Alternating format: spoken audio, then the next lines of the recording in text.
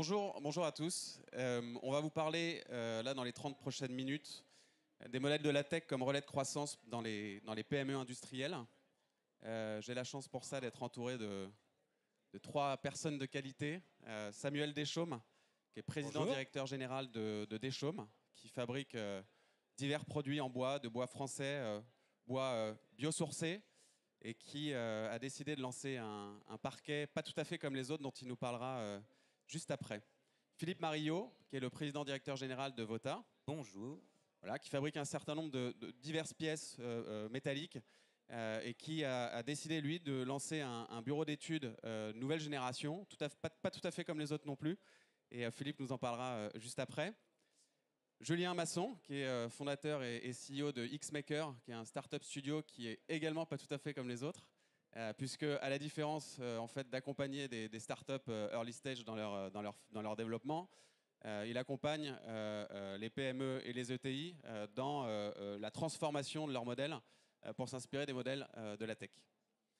Et pour ma part, Baptiste Arsenault, je suis responsable conseil chez BPI. Je suis consultant, en fait. J'interviens pour des entreprises, pour les chefs d'entreprise, start-up, PME, ETI, pour diverses problématiques de transformation sur diverses missions. Et un des sujets, justement, qui nous intéresse, c'est l'accélérateur NeoPio industriel, qui, en fait, a pour ambition, on a en fait le même objectif que Xmaker, c'est de faire des PME et ETI des nouveaux champions de la tech. En tout cas, on essaie de voir comment est-ce qu'on peut s'inspirer des bonnes pratiques et des meilleurs modèles de la tech pour leur donner un relais de croissance supplémentaire et un coup d'avance. Donc c'est de ça dont on va parler dans les prochaines minutes. Très rapidement, sur le programme Neo, c'est un accélérateur comme on en a un certain nombre chez BPI qui s'organise en trois phases. Il y a une première phase, en fait, dans l'accélérateur où on va revenir sur l'idée, sur le business model, où on va vraiment structurer le business model, on va regarder un peu ce qui se fait en termes de meilleures pratiques sur le marché à l'échelle mondiale. Xmaker le fait d'ailleurs très bien. On va aller chercher du benchmark sur le secteur d'activité concerné, mais on va même potentiellement ouvrir les vannes plus largement. Ensuite, on va faire un test marché. Donc, on va utiliser un certain nombre de techniques de gros hacking avant d'envoyer les gaz, en fait. Et on regarde si le concept mord, si ça prend, qui sont les cibles, comment les atteindre, à quel prix, etc. Et ensuite, il y a une phase d'accompagnement de la mise en œuvre.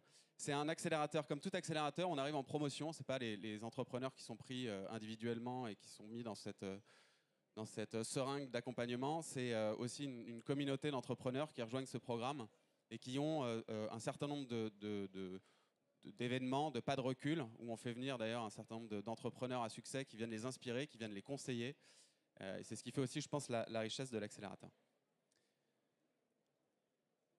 Je vais laisser la parole à Julien pour que tu nous expliques en fait ce qui t'a amené en fait à accompagner ces PME ETI dans la réflexion sur les nouveaux modèles tech, ce qui n'est pas tout à fait commun. Ouais, merci Baptiste. Donc, moi, mon déclic quand j'ai créé Xmaker, ça a été le suivant. Je me dis, il y a le monde de la tech très parisien. Et la tech, on n'explique pas ce que c'est. Souvent, on croit que la tech égale un projet digital. Pour moi, la tech, c'est des nouveaux modèles économiques, des nouvelles méthodes d'exécution, des nouvelles façons de penser des business models. Et au même moment, il y a quelques années dans le Sud, j'ai un de mes amis qui reprend une ETI familiale, qui est connue dans les Alpes-Maritimes et dans le Var, qui s'appelle Massa Autopneu. C'est un des leaders français de la vente de pneus, et puis c'est l'équivalent d'un Midas ou d'un Speedy dans les Alpes-Maritimes.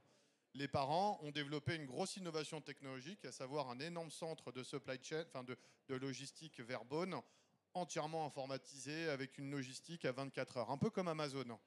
Le fils, Cédric, va reprendre l'affaire familiale, plafond de verre en termes de business model, et lui, directement, il crée une spin-off avec une nouvelle marque qu'il appelle Avatacar, et il disrupte complètement l'expérience client en disant « Nouvelle ambition, je vais devenir le leader de l'entretien en ligne de la voiture ». Il monte Avatacar, il crée une nouvelle marque, il embauche une nouvelle équipe avec des compétences qu'on voyait plutôt dans les startups parisiennes, alors qu'ils sont basés à Cannes. Et en l'espace de quelques années, ils ont fait une croissance monstrueuse. Et moi, je vois ça au début, mais je me dis, c'est génial.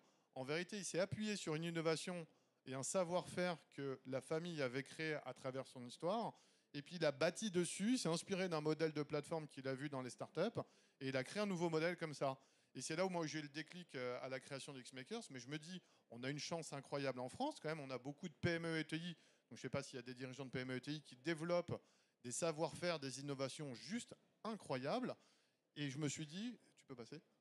Et je me suis dit que toutes ces, finalement, les innovations que je vois, ces savoir-faire pour des boîtes qui sont centenaires, hein, ce qui est ton cas d'ailleurs, Philippe, sont peut-être ces futurs champions de la tech. Et finalement, c'est ce qui manque, c'était comment exécuter, comment construire ces nouveaux modèles, comment monter ces nouvelles, ces nouvelles méthodes d'exécution et les importer dans nos PME et ETI. Et c'est comme ça qu'on a donné naissance aussi à cet accélérateur-là, en se disant qu'il faut que ça devienne un vrai projet. On a fédéré tout un écosystème d'entrepreneurs de la tech et d'entrepreneurs de PME ETI en se disant, bah, finalement, le message, il est simple. Hein.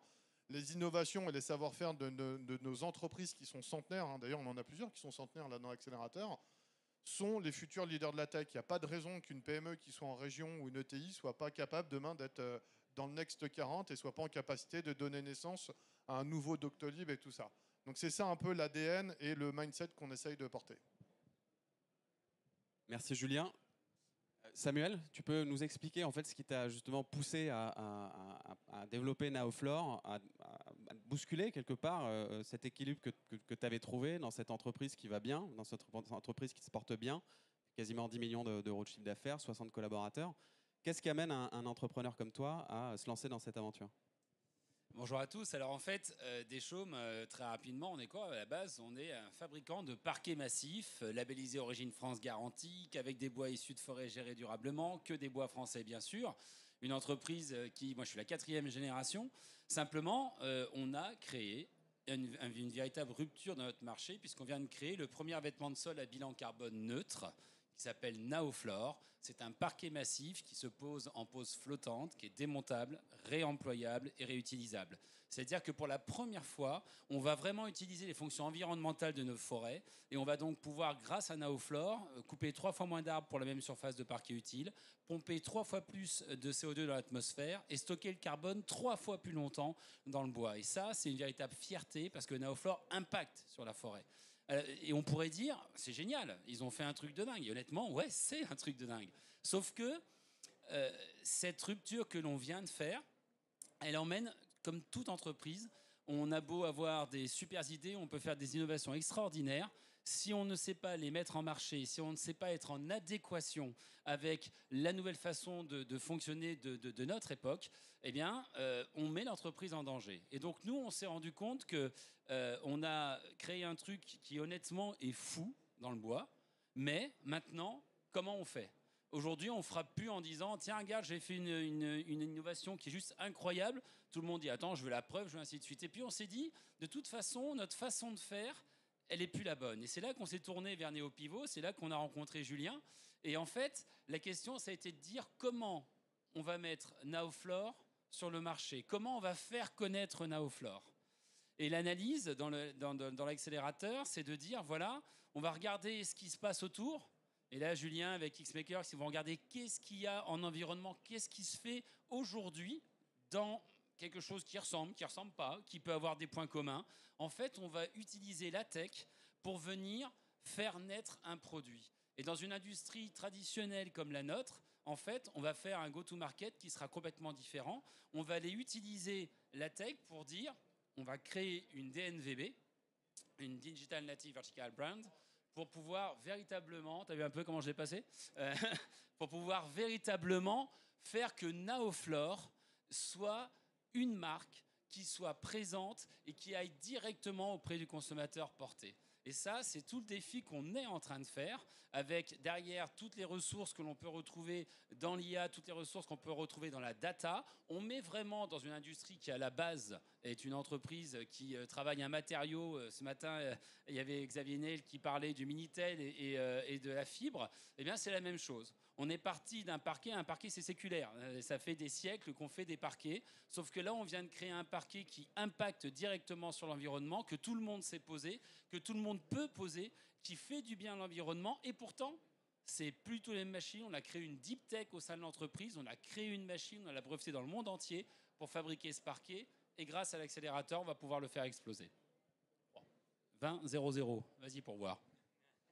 Bravo. Félicitations. Philippe, tu peux nous expliquer quelle était la démarche de ton côté pour Vota et ce projet Vote ? Avec plaisir. Donc Vota, société que j'ai reprise il y a maintenant presque 6 ans. Société qui a bientôt 150 ans et qui intervient qui est une PME dans toute sa splendeur, donc une cinquantaine de personnes, dans le découpage, l'emboutissage et la tôlerie fine, découpe laser, poinçonnage, pliage, etc. Bref, on fabrique des pièces métalliques depuis très longtemps. L'origine de l'entreprise, c'était les lampes pigeons que certains d'entre vous ont peut-être déjà connues. Mais voilà, on fabrique des pièces pour divers secteurs, on est très diversifié. Et sous-traitant historique donc sur ces métiers-là. Et puis ça fait quelque temps que je me pose la question de monter dans la chaîne de valeur et de regarder comment être un vrai équipementier métallique, comment avancer, comment profiter de la tech pour prendre un virage, et je ne savais pas par quel bout le prendre. Par la BPI, encore une fois, qui propose plein de choses. J'ai rencontré Julien et qui m'a parlé de son accélérateur NeoPivot. Et donc j'ai dit, Banco, c'est exactement ce qu'il me faut. On a challengé pendant quelques semaines le business model. Il a été remué dans tous les sens pour regarder ce qui en sortait. Et j'ai trouvé ce challenge vraiment intéressant pour une société, encore une fois, plus que centenaire, de se dire, voilà, comment on fait pour se remettre en question et venir challenger le business model et prendre le virage de la tech. Challengeant à la fois pour l'entreprise, c'est intéressant de se pencher là-dessus et de trouver un nouvel élan, et puis challengeant pour moi aussi au niveau entrepreneurial, parce que c'est sympa de retrouver cet élan-là et de se poser ces questions. Donc on a regardé tout ça. Julien, comme tu l'as dit, a sa méthode. Il va chercher un peu partout les marqueurs sur les métiers, regarder où il y a un manque, et on s'est rapidement rendu compte qu'il y avait d'un côté des startups industrielles, des ETI, qui avaient des besoins rapides, urgents dans leur développement, qui avaient besoin de sous-ensembles mécaniques, de sous-ensembles métalliques au plus vite dans leur développement, qui avaient de l'autre côté un début de plateforme on-demand qui permettait à ces startups de trouver les interlocuteurs dédiés pour chaque métier, donc un injecteur plastique, un découpeur, un usineur, etc., quelqu'un dans l'électronique si besoin. Éventuellement en allant jusqu'au chiffrage, mais encore pas toutes. Mais en tout cas, il n'y a personne qui allait jusqu'à la production. Et donc, Vote, la plateforme qu'on est en train de monter, se propose de répondre à ce besoin-là, c'est-à-dire qu'on va vraiment plus loin que ça. On dit, voilà, monsieur l'entreprise, la start-up industrielle, vous avez un besoin d'un sous-ensemble qui comprend toutes ces opérations-là. Banco, nous, on vous les offre clé en main. On est le Deliveroo du sous-ensemble industriel. Vous n'avez qu'une personne à consulter, c'est nous. Et on s'occupe à la fois de comprendre votre besoin, de le chiffrer, on va revenir dessus, c'est central, mais derrière, éventuellement, de l'industrialiser et de le produire en série. Donc pour ça, il faut évidemment trois leviers qui sont importants. Julien, vous verrez si vous apprenez à le connaître ou si certains d'entre vous le connaissent, il parle souvent des Top Gun. Donc il me faut des Top Gun de la tech qui viennent remuer la data dans tous les sens et savoir comment l'exploiter. Donc ça, Julien m'a permis d'avoir accès à des gens, et j'étais très surpris parce que moi, c'est un monde évidemment sortant de PME que je ne connaissais pas ou pas bien. J'ai été très surpris de voir que les grands de la tech étaient tout à fait disposés à aider et se mettre à disposition d'une PME comme la nôtre pour nous permettre d'avancer. Donc une des clés, les grands de la tech. Les grands de la prod, parce qu'évidemment, on ne peut pas faire ça tout seul chez Vota, nous on maîtrise qu'une partie de ces métiers-là, mais comment on fait pour s'entourer des meilleurs industriels, chacun dans son domaine d'activité, pour être capable de répondre à l'ensemble des besoins. Et puis au milieu, l'outil de chiffrage, j'en ai parlé, et la souveraineté évidemment qui va avec, parce que les industriels nous confient leurs produits qui parfois sont confidentiels, et leurs process. Donc un outil de chiffrage qui est le cœur du réacteur, qui est vraiment central dans la fusée, qui va nous permettre, à partir d'algorithmes et de récupération de la data chez les différents industriels, de chiffrer ça rapidement, le but étant que ces startups industrielles aient un prix, on va dire, au moins une estimation de prix dans les 48-72 heures, et derrière, s'il y a besoin de produire, on est là, et on est les Top Guns de la tech et de la fab. Et merci NeoPivot, sans qui on n'aurait jamais réussi à faire ça. Vraiment, l'accompagnement de Julien et de son équipe, parce qu'il n'est pas tout seul, mais c'est vraiment précieux et rassurant, parce que moi, franchir ce cap-là, c'est pas inné, et ça rassure vraiment d'avoir des gens qui sont chacun spécialistes dans leur domaine. 15. Vous êtes bon sur le timing, bravo. Juste un point de précision. Est-ce que tu peux nous en dire plus, Julien, en termes de hack de business model? Qu'est-ce que ça veut dire concrètement? Ouais, ce que je veux vous dire, c'est qu'en vérité, moi, même mon hack personnel, c'est que je vois le monde comme un gros catalogue de nouveaux business models. D'ailleurs, il y a même des outils spécialisés. Il y a des Américains, ils ont fait un système que j'utilise beaucoup qui s'appelle CB Insight. Bon, la licence en vaut un peu cher, mais il référence tous les modèles de start-up dans le monde en hypercroissance. Finalement, le jeu auquel on joue, il est très simple, c'est copier-coller, quoi. On regarde les innovations qu'ils ont développées, on analyse comme un gros catalogue tous les nouveaux business models dans le monde avec des startups qui sont en hypercroissance, et on transpose. On se dit, tiens, cette startup-là qui a monté tel produit et telle solution dans tel domaine, si on le transpose à l'univers de X, ça donnerait quoi? Par exemple, Philippe, il y a une startup américaine qu'on a identifiée qui s'appelle Xometry. Bon, ils ont levé beaucoup d'argent, ils sont en train d'aller très fort sur le marché. Ils ont créé même un nouveau métier, ils ont appelé ça en anglais le on-demand manufacturing. On a accès à de la data, on regarde comment ils ont fait leur modèle économique, comment ils sont organisés derrière, c'est quoi les nouveaux métiers, comment ils vendent. Et puis après, avec l'équipe, bon, là, il y a un peu de créativité, on se dit, mais comment on va transposer ça chez Vota? Et c'est là où on arrive à la croisée de ces deux mondes, à trouver vraiment des nouveaux leviers de croissance hyper intéressants. Et ce qu'on voit d'ailleurs dans la majorité des cas maintenant chez NeoPivot, c'est qu'ils créent des spin-offs en interne. Enfin, tout le monde est en train de créer des nouvelles structures juridiques avec des nouveaux talents. Et on regarde aussi, et ça c'était appréciable aussi, les besoins clairement de ces clients-là. C'est-à-dire qu'on va chercher très loin dans leurs besoins. Et du coup, ça répond, tu parlais Samuel de RSE, d'environnement évidemment, qui doit être le souci de tout le monde aujourd'hui. Xometry, on s'est rendu compte que ça convenait pas, ou que ça n'allait pas convenir en tout cas à terme, à l'avenir, à des startups industrielles français ou européennes qui ont à cœur de sourcer français ou européens. Aujourd'hui, Xometry, on a regardé un peu leur modèle. Quand ils préconisent des entreprises ou qu'ils utilisent des industriels, il y a quand même beaucoup de Chinois. Est-ce que nos industriels français ont envie de travailler avec des Chinois demain? C'est une vraie question, mais en tout cas, on va faire en sorte que non. C'est pour ça que le NeoPivot, c'est quelque chose qui apporte une vision différente. On vient de nos univers, on est des PME, on n'a pas forcément... on a beau tous être sur la brèche, innovant, on a beau gagner plein de prix de tout ce que vous voulez de l'innovation. Ce qui est sûr et certain, c'est qu'on est dans un monde qui évolue et l'access to market ou le go to market est dans une évolution incroyable. Et moi, je peux vous donner l'exemple, c'est que Naoflore, aujourd'hui, tout le monde le veut. Tout le monde le veut, Naoflore. Sauf que Naoflore, il va tout doucement pour faire sa mise sur le marché parce qu'il y a toutes les autres contraintes. Je dis très haut que je veux vendre que des produits super bons pour l'environnement. Je dis très haut que je suis un revendeur qui fait tout très bien pour la planète. Mais enfin, je m'arrête parce que je veux gérer mes stocks, parce que je ne vais pas aller enlever une poule aux œufs d'or qui vient de Chine et que je vends bien.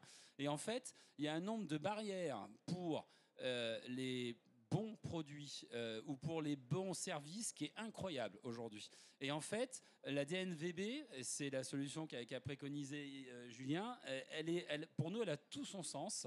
Parce que quand on a quelque chose qu'on a créé, qui a une marque, qui a un produit fort, il a besoin d'être une marque forte et il a besoin de pouvoir vivre et faire son scale par ce qu'il est. Et ça, c'est quelque chose aujourd'hui. Innover, c'est aller contre la loi, mais une bonne innovation, elle est valable que si elle est vendable. Naoflore ne vaut pas 1 euro plus cher qu'un parquet traditionnel. Simplement, Naoflore, s'il ne devient pas sa marque, s'il n'est pas lui-même, s'il ne se vend pas par lui-même, il sera dépendant d'un écosystème qui aujourd'hui n'a peut-être pas la même motivation, n'a peut-être pas la même envie de progrès, n'a peut-être pas la même envie de rupture que ce qu'on peut bien croire. Et ça, je pense que c'est pour nous... C'était véritablement, quand on m'a proposé NeoPivot, quand j'ai vu le script de ce qu'était la démarche NeoPivot, j'ai dit, nous qui venons de faire une révolution, on a vraiment besoin de se révolutionner. Et on veut se révolutionner dans l'access to market grâce à ça. Merci beaucoup à tous les deux. J'ai une question supplémentaire. C'est quoi les principaux challenges en fait, que vous avez que vous rencontrez quand on est une PME, quand on est un industriel? On n'est pas naturellement une boîte de la tech. J'oriente un peu ma question. Il y a des sujets de culture, il y a des sujets d'organisation, il y a des sujets de rôle. Comment est-ce qu'on attire Alors, est-ce qu'il faut attirer des nouveaux talents, des talents de la tech? Est-ce que c'est la promotion interne? Est-ce que c'est de la formation interne? Comment est-ce qu'on se saisit de ce sujet?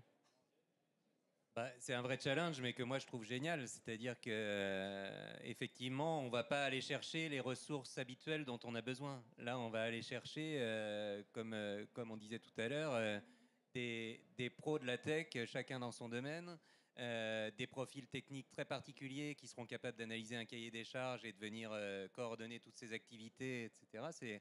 C'est des profils qu'on connaît pas aujourd'hui, mais qui pour nous vont être super à aller chercher. Parce qu'aujourd'hui, on voit bien que dans nos métiers traditionnels de l'industrie et de la métallurgie, en tout cas, moi, c'est mon gros caillou dans la chaussure, c'est comment on essaie d'intéresser les jeunes à nos métiers et de les faire venir.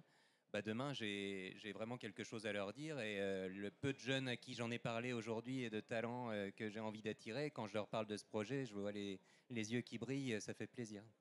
Ce qui n'est pas le cas quand je leur dis tu vas venir au bureau d'études étudier des pièces découpées en boutis chez Vota. Voilà, pas toujours. Alors, moi, je dirais que là-dessus, c'est quelque chose qui nous apporte un plus. C'est-à-dire qu'aujourd'hui, on a la chance, parce qu'on a fait un produit qui fait du bien à la planète, on est attirant pour tous les métiers. Simplement, honnêtement, pour nous, c'est jubilatoire. Parce que ça révolutionne notre façon de voir, parce qu'on se dit, mais mon Dieu, mais tout ce qu'on peut faire avec la tech, c'est incroyable ce qu'on pourrait faire. En fait, quand on fait des réunions, moi, si je m'écoutais, on changerait absolument tout. Donc, pour répondre à ta question, Baptiste, oui, nous, on va recruter, mais clairement, totalement sur des profils différents. On en discutait sur la partie force de vente. Pour certaines branches sur lesquelles qu'on va aller explorer, où on va créer des nouveaux modèles, on va employer des gens en tech, parce qu'on va utiliser la tech pour commercialiser. La partie connaissance du produit, connaissance du matériau, c'est quelque chose qu'on peut leur donner. Par contre, utiliser les outils de la tech pour faire de la mise en marché pertinente, on travaillera sur des profils qu'on n'avait pas au sein de l'entreprise jusqu'à maintenant, ça c'est sûr. D'ailleurs, les candidatures sont ouvertes, n'hésitez pas à venir me voir s'il y en a parmi vous. Et ça rassure vachement les équipes aussi. Au début, c'était une de mes questions. Je dis, ouais, mais comment je fais pour embarquer mes équipes dans un projet comme ça auquel elles ne sont pas habituées? En fait, ça vient très vite. On embarque facilement les équipes sur ce genre de projet. Et voire même, ça rassure, parce que les équipes se disent, on n'est pas seulement une entreprise de 150 ans qui fait bien son métier, mais on a un patron qui se pose les bonnes questions et qui va plus loin. Et donc, comment on fait pour accompagner ça? Oui, et puis là, ce que je vois, moi, c'est qu'il y a déjà aussi des groupes en ce moment, même des corporates. Là, j'ai vu Stellantis qui a annoncé dans la presse devenir une tech compagnie. Donc, je pense qu'il y a des pivots majeurs en ce moment de business model et que les opportunités, elles sont juste nombreuses à saisir. Moi, je gravite pas mal dans les PME et je visite à chaque fois des entreprises. Il y a des innovations que je vois, mais je me dis, c'est une pépite, c'est une future startup tech à succès qui sera dans Next 40 demain. On laisse peut-être un peu de temps, questions-réponses. Oui. Baptiste a posé la première, c'est toujours la plus difficile à poser, donc ça c'est fait, et vous avez possibilité de poser une deuxième ou une troisième question, il reste un petit peu plus de 5 minutes. Qui veut poser une question? Je vous amène le micro. Bonjour, Guillaume Lemaire. Vous avez parlé de spin-off, pardon, vous m'entendez pas? C'est bon. Vous avez parlé de spin-off justement par rapport à, pour revenir à ça, comment faire accepter le changement aux équipes. Alors, vous avez créé une spin-off pour pouvoir le faire, ou vous avez vraiment embarqué les équipes que vous aviez dans une nouvelle façon de travailler, et qu'est-ce que ça a posé comme problème et comment vous avez fait pour embarquer tout le monde? Ouais, parce qu'il y a des projets qui sont plus ou moins avancés dans ce fameux programme. La majorité, là, que je vois, ceux qui sont de l'ancienne promo, sont en train de créer des nouvelles structures juridiques, comme si c'était en train de créer une start-up en interne. Ça ne veut pas dire qu'on dit aux équipes qui étaient là, t'es has-been, t'es plus à la mode, c'est pas du tout le propos, faut faire très attention à ça. Par contre, c'est un très bon moyen, pour certains, d'aller chercher aussi peut-être des investisseurs externes, puisque certains, attirer des CEO aussi de la tech, attirer ces nouveaux talents et embarquer dans une nouvelle aventure juridique aussi des talents internes qui vont faire monter dedans. Mais je laisse répondre. En fait, il y a une progression. C'est-à-dire qu'en fait, dans l'accélérateur néo-pivot, on demande bien que ce soit le dirigeant au départ qui s'investisse totalement. De toute façon, c'est de la logique, d'accord? Mais ensuite, on commence par une première mise en perspective, et puis très très vite, on comprend la richesse que ça peut emmener, et très honnêtement, en toute franchise, on comprend l'immensité de ce que ça peut emmener. Donc, à la réunion d'après, il y a un cadre en plus. À la réunion d'après, il y a un cadre en plus. Puis après, nous, en interne, ça ruisselle, comme disait l'autre. Et c'est une réalité. C'est-à-dire que quand nous, on commence de saisir tout ce que ça peut faire, c'est tellement dingue, ça crée un tel enthousiasme que on discute avec la personne qui est un commercial, par exemple, qui par définition va voir son boulot complètement redéfini par ça. Mais en fait, on lui dit, mais c'est juste un truc de dingue. Regarde, on est capable d'aller chercher telle personne, de voir tel profil, d'aller le solliciter de cette matière-là. Toi qui n'arrives pas à faire 4 rendez-vous par semaine avec un archi, parce que les archis sont inaccessibles aujourd'hui par les vies qu'on a tous, eh bien on va pouvoir, grâce à des outils, aller le chercher de façon pertinente, au bon moment, à la bonne place, l'emmener par la main. Puis lui, derrière, il va dire...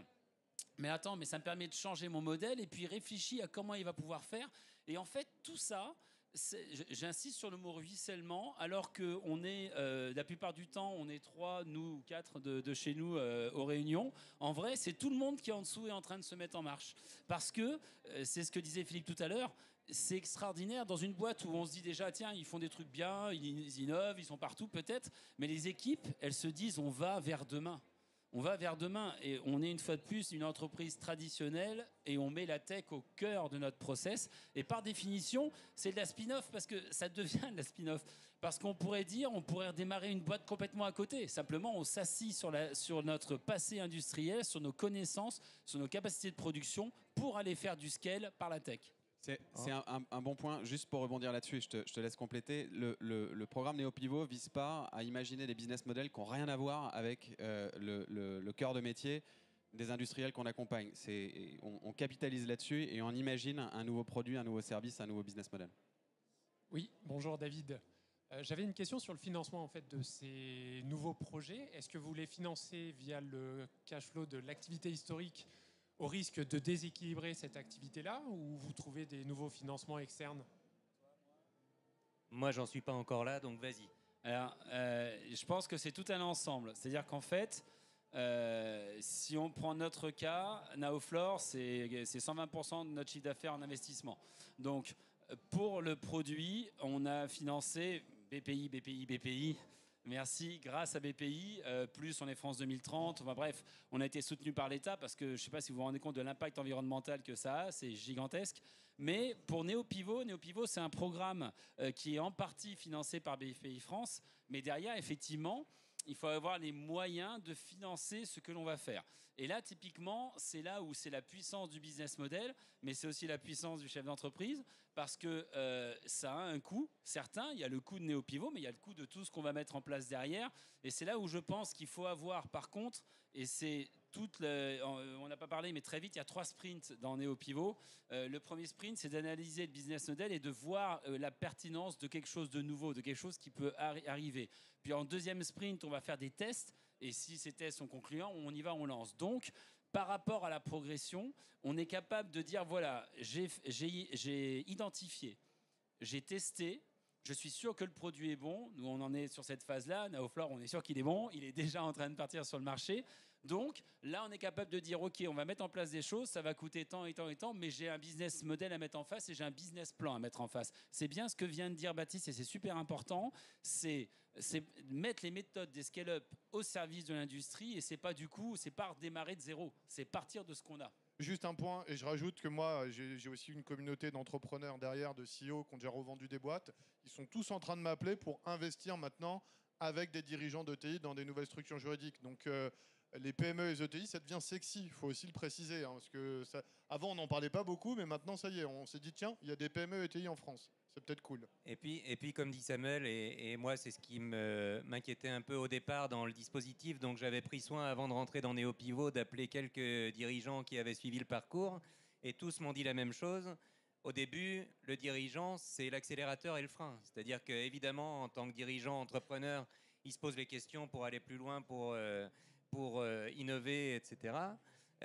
Mais bien souvent, il m'expliquait qu'au moment où ça commence à aller loin dans NeoPivot sur le modèle, etc., et comment on va déployer ça, c'est le dirigeant qui peut un peu freiner en disant « Oh là là, où est-ce que ça nous emmène, tout ça ?» Et finalement, comme tu disais, Samuel, toutes les étapes de NeoPivot, y compris, et ça va jusqu'au financement, c'est très rassurant à la fois pour nous, pour franchir le pas et se dire bah banco, on y va, parce que finalement tous les feux sont ouverts, on a tout regardé, il ne peut pas nous arriver grand-chose. Et c'est aussi très rassurant pour des financeurs, effectivement des partenaires. Moi, à chaque fois que j'en ai parlé, tout le monde me dit « Ok, on y va quand ?» quoi. Beau timing. Merci beaucoup à tous les trois d'avoir joué le jeu et merci à vous. Merci.